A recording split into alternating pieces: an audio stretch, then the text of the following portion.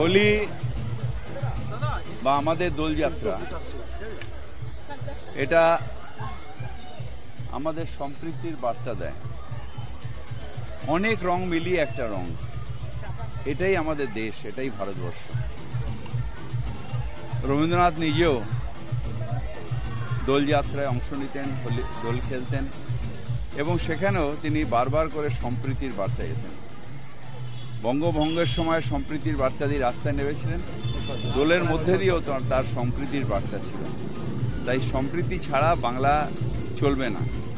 আমরা সবাই মিলে একসাথে থাকব, সবার শুভ হোক, সবাই ভালো থাকবে।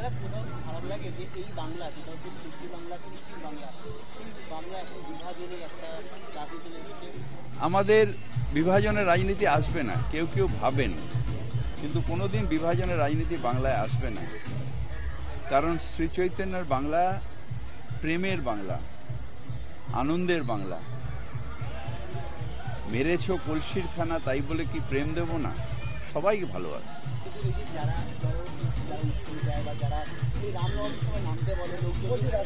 আমি তাদেরও বলি, ভগবান ওরা কি বলছে ওরা জানে না, ওদের ক্ষমা করে দাও।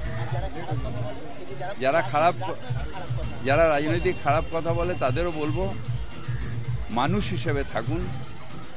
খারাপ কথা দিয়ে মানুষের মন জেতা যায় না, ভালো ভালো কথা বলে মানুষের মন জেতা যায়।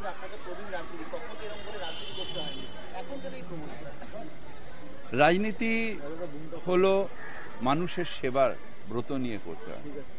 রাজনীতিতে রাগ, বিদ্বেষ, হিংসা এটা দিয়ে রাজনীতি হয় না। তাই যারা এটা করছেন তারা ভুল করছেন।